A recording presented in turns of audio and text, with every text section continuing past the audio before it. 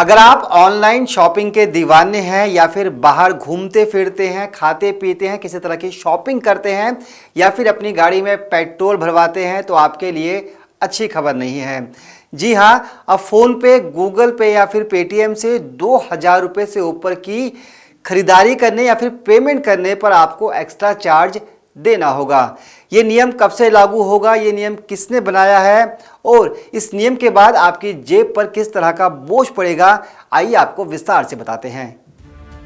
आपको बता दें कि हाल ही में national payment corporation of India यानी कि एनपीसीआई ने एक सर्कुलर जारी किया है जिसमें 1 अप्रैल से यूनिफाइड पेमेंट इंटरफेस मतलब यूपीआई के जरिए मर्चेंट ट्रांजैक्शन पर प्रीपेड पेमेंट इंस्ट्रूमेंट फीस लागू करने की सलाह दी गई है।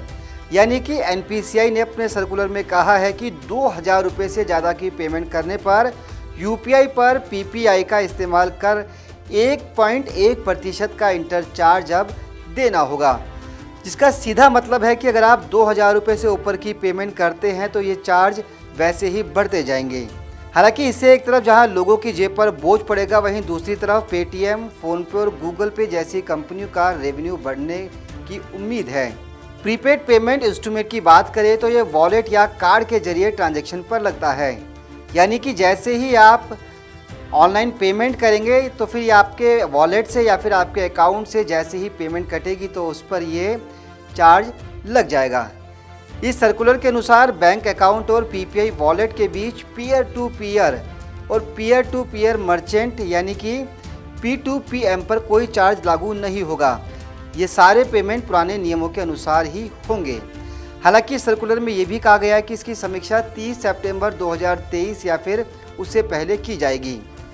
एक रिपोर्ट के मुताबिक करीब 70% यूपीआई P2M लेन देन यानी कि 2000 रुपये से अधिक के मूल्य के होते हैं। ऐसे में इन पर 0.5 के लगभग यानी कि 1.1% का इंटरचार्ज लगाने की तैयारी की जा रही है। रिपोर्ट के अनुसार एनपीसीआई ने अलग अलग सेक्टर के लिए अलग अलग चार्ज की बात कही है। मसलन कृषि और टेलीकॉम में ये चार्ज फिलहाल कम रहेगा। आपको बता दें कि जैसे जैसे देश में ऑनलाइन ट्रांजैक्शन का चलन बढ़ने लगा है, वैसे वैसे साइबर फ्रॉड के मामले भी तेज़ी से बढ़ रहे हैं। ऐसे में आप किसी भी तरह की यूपीआई पेमेंट करते हुए सरकार और पुलिस के द्वारा दी गई गाइडलाइन का पालन भी अवश्य करें और किसी को भी अपना ओटीपी कभी शेयर ना करें। फिलहाल इस पेशकश में इतना ही। मुझे दीजिए इजाज़त। नमस्कार।